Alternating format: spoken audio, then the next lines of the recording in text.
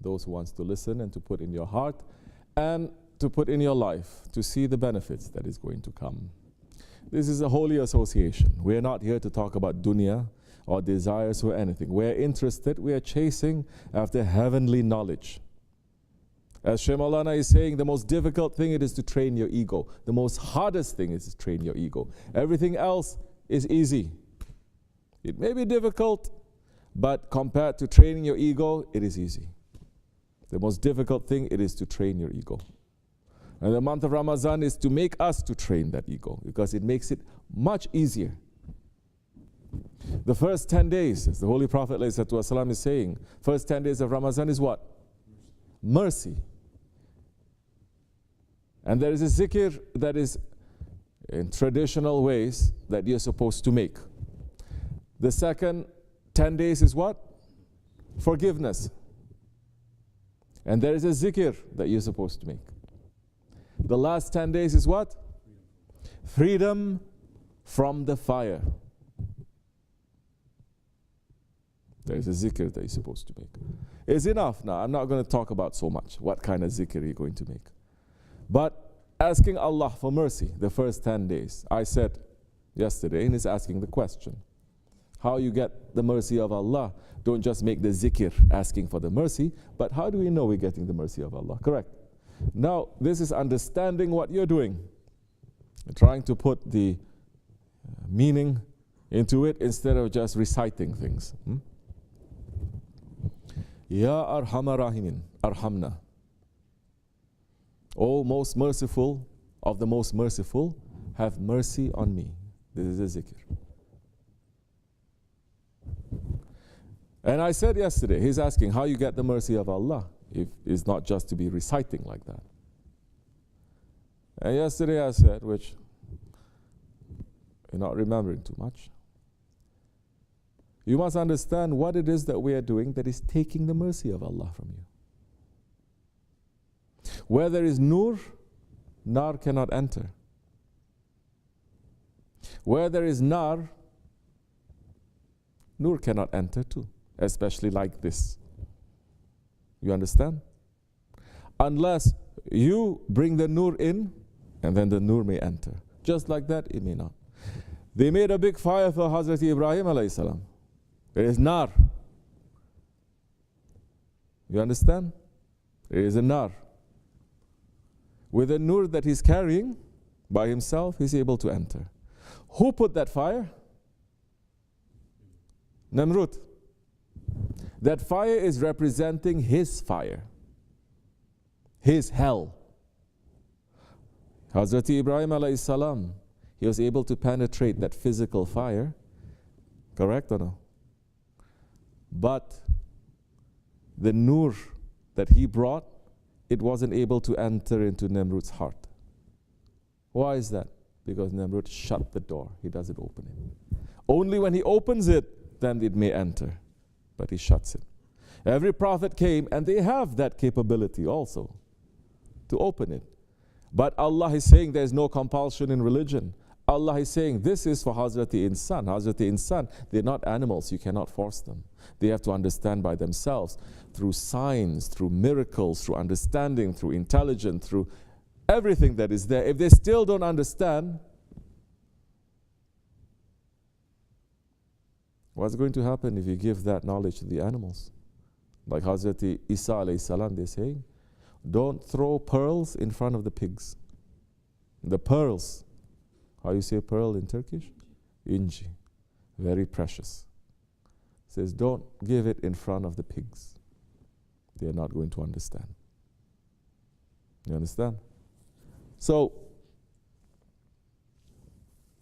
the mercy. Are we understanding? What is the mercy? What is the mercy that we're asking for? To so many people, the mercy, again, is related to dunya, what they want. In this way, we're asking for mercy for akhirat. What is akhirat? What is paradise? To say we want paradise, what is paradise? I bet you so many people, they will hate paradise. They say like this, is paradise? I have to do what? is exactly what Hazrat Jibreel alayhi salam said to Allah subhanahu wa ta'ala. Allah is showing him, for mankind, the road to paradise and the road to hell. And Hazrat Jibreel alayhi salam saying, Ya Rabbi, the road to paradise, it is so difficult. It is impossible for them, for mankind, to enter into paradise on this road because it is so difficult. The road to hell, it is so easy, he's saying, that it's impossible for any one of them not to enter into the road to hell. You understand? So what is paradise now? What is paradise to us? Well, paradise, as the Quran Karim, every letter of the Quran Karim has 70,000 oceans of meaning. In every moment it changes, because it is the word of Allah, it is ever living. And Allah subhanahu wa ta'ala is saying they're going to stay in gardens with rivers underneath. What is that meaning? You think it's physically like that? That is a paradise? Something to think about. So what is a paradise for us? Do we want to have paradise? Or do we want to be paradise people? The paradise, it is according to what we put there. Hellfire is according to what we put there. The paradise is according to what we put there. It is empty. It is an empty lot, empty garden. What we do in the earth is going to make that paradise to be.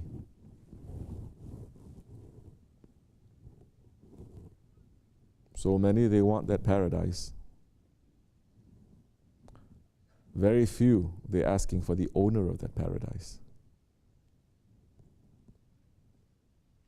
To be a people of paradise, it is very difficult. There's no jealousy in paradise. There's no anger.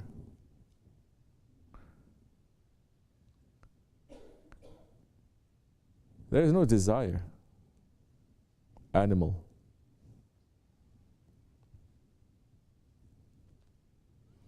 If you are not having these qualities of paradise now, how are we going to enter into paradise?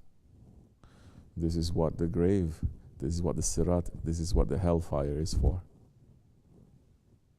If you're not cleaning yourself up now, they will clean for you, not to worry. And the smart ones are going to say, if we clean now, it will mean we clean 1,000,000 times better after we pass. To clean now, it is difficult. But if you clean one part, it is as if you clean 1,000,000 parts. You understand?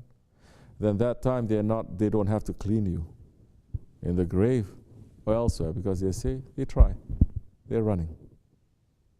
They're questioning. Every day is a judgment day for them. They judge themselves.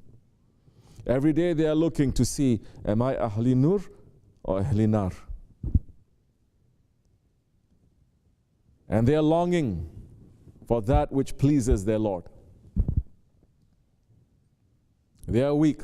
They do so many things wrong, but they are running, and they are not being arrogant, not complaining to their Lord, and they're asking always help from their Lord, and they're trying. They're not being lazy. They're not being in ghaflat. They're trying. And they're begging for the intercession of the Prophet ﷺ. You think Allah is not going to grant for those ones? Huh? Allah is the one who created the love that you have for everything. He is the creator. So understand, you want the mercy of Allah subhanahu wa ta'ala. What are the things that we have, we know, we are doing, we're saying, we're thinking, that is blocking this mercy, that is putting this wall of fire inside of ourselves now. Now it's not physical fire, it is a wall of fire inside. The hellfire, hell is empty. You're putting the fire in there too.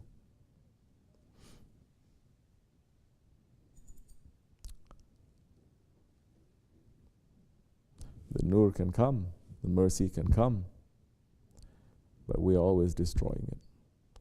Praying, doing so much ibadat, next minute, the tongue, talking, backbiting, cheating, slandering.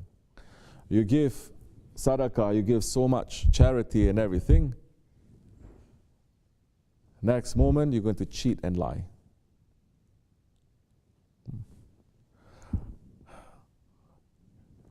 If we understand that we're doing something, there's a cycle that we're doing. We're doing good and then we burn it. We're doing good and we burn it. And we're understanding what that cycle is. Then in those nights, holy nights, we're going to ask Allah, please, I cannot break this cycle. Send help. It will come. It will come. Not now, later, not this year, maybe next year. It will come. Help, Allah is promising that help. It will come. Maybe you say, I cannot carry it. No problem. Allah will send special ones to carry it for you. You understand? And when He does that, then more you must put your head down. More your heart must break and say, Astaghfirullah. Ya Arhamar Rahimin Arhamna. How are we kicking the mercy of Allah? Sit and think. Everyone can think this. Everyone knows. If you don't know, I'll tell you. As murids, you have been reminded. So many, they don't want to remember. It's not that they don't remind, they're not remembering, they are not reminded, they don't want to remember. You understand? Like the nations of the earlier nations of the prophets, saying they remember one time and then they forget. Remember one day, they forget. Insisting on the stubbornness. Why is this? Why is this? Then sit down. I'm stubborn. Why am I stubborn? Why I keep doing this? You start doing that, Judgment Day, every day for yourself. Easy for them to cancel that from you. You understand? Have mercy. So what is the fire that we're making to ourselves? Yeah, everyone may have good intentions, but everyone knows where they are stuck. This is the way of polishing. We're not cleaning anymore, we're polishing. Polishing means you never say it is good enough. And you don't let others say it is good.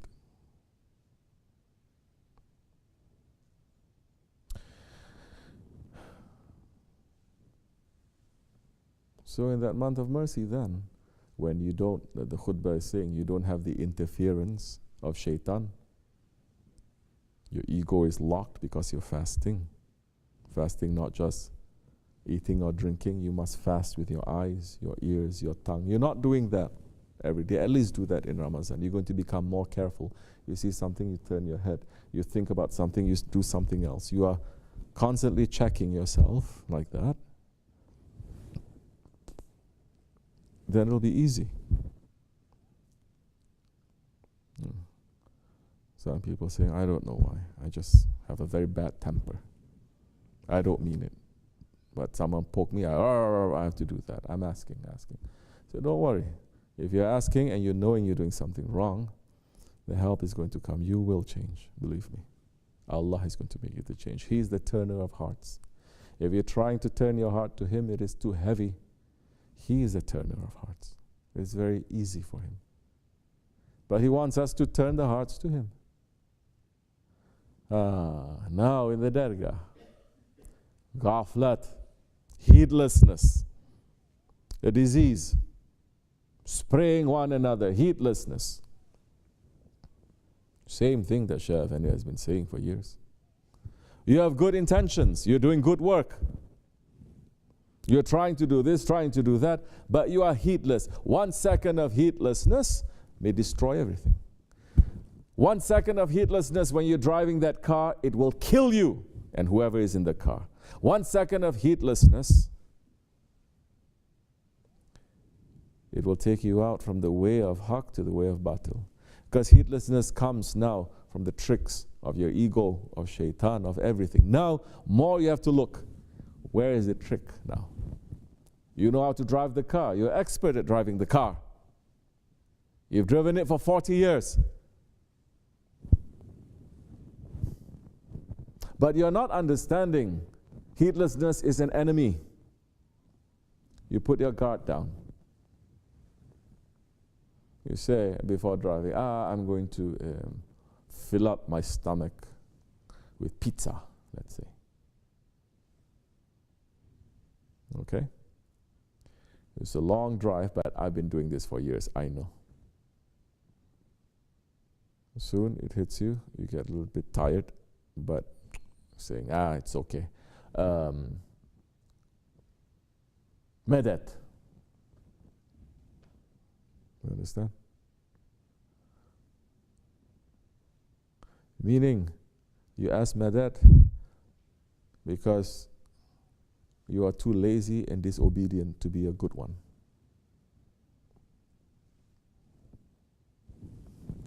Then what happens? Something may happen.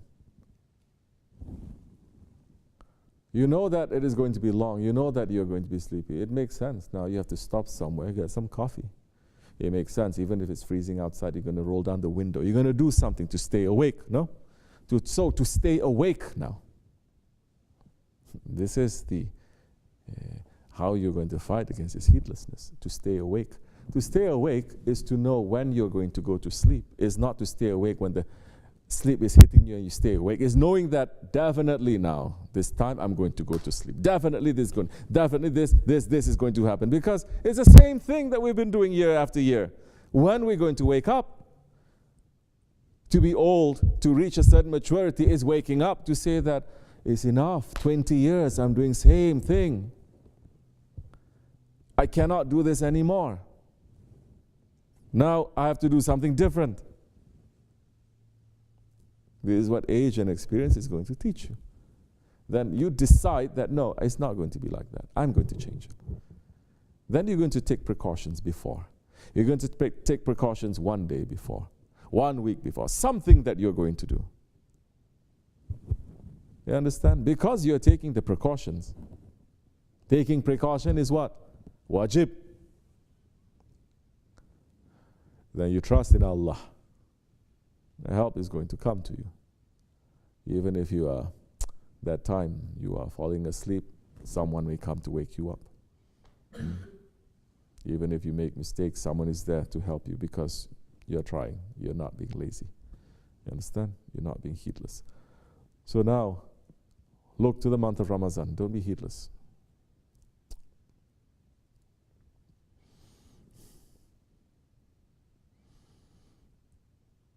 Mercy of Allah will reach, inshallah. Understand?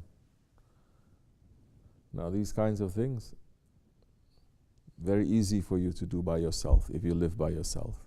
But that is fake. You need a jamaat. You understand? If you think, I'm going to be nice, I'm not going to be stubborn by yourself, it's fake. It's not real. Allah is saying, be jamaat.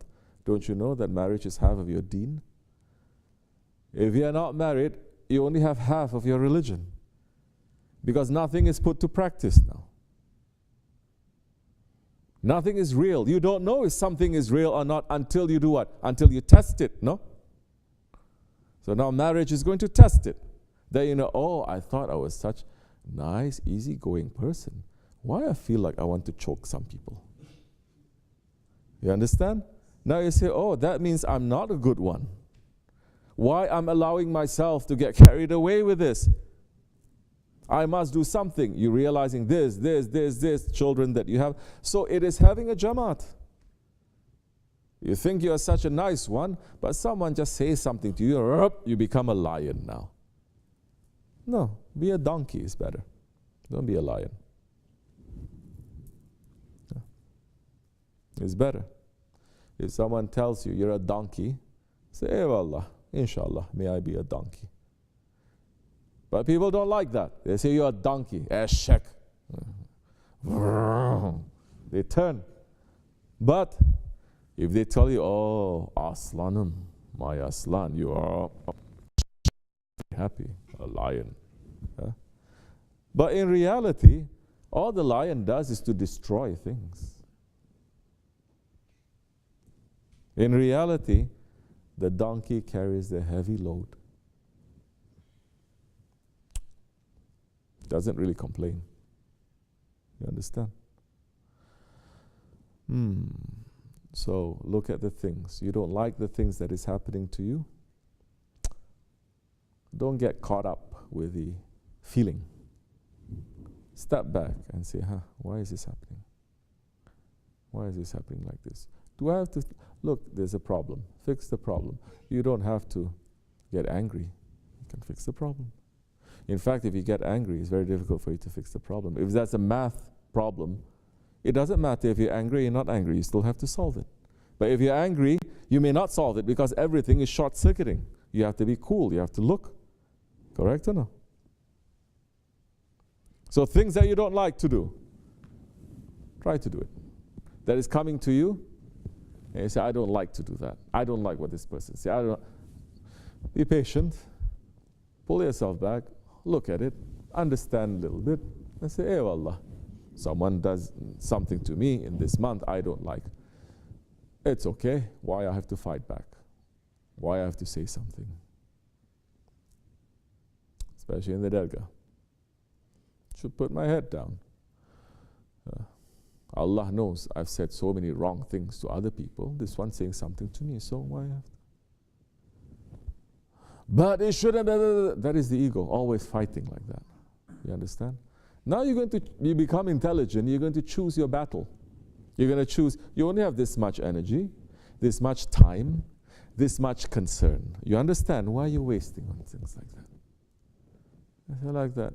Learn how to put it aside, which is why Awliyas and the Salihin, they're saying youth, to be young, it is a disease. When you're young, you're sick. Because everything is mixed up now. Everything is so important. Everything is life and death. Everything is do or die. It is all ego. There is no past, there is no present. It's just now. That is ego. You understand? So,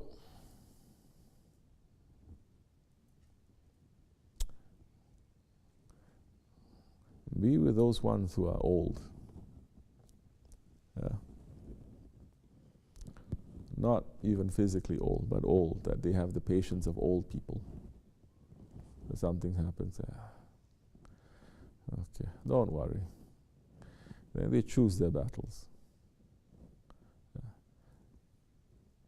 Sheikh, what a sheikh means? Old man. That's what the sheikh means. In Turkish, they used to call the sheikh dede, meaning grandfather.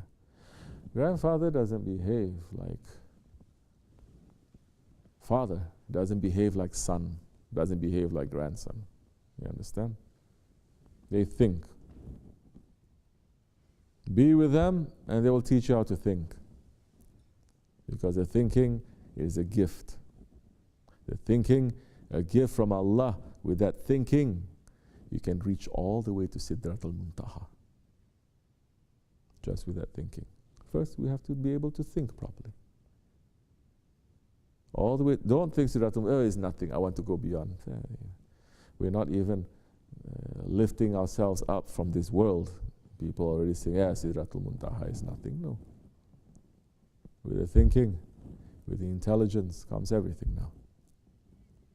So think. Inshallah, at time, we will feel, because the thinking is the intelligence, it is coming from angelic worlds. Yeah? From the Malaklar. Malaika, meaning Malik. You understand? Meaning what? Owners, people who have, those ones who have power.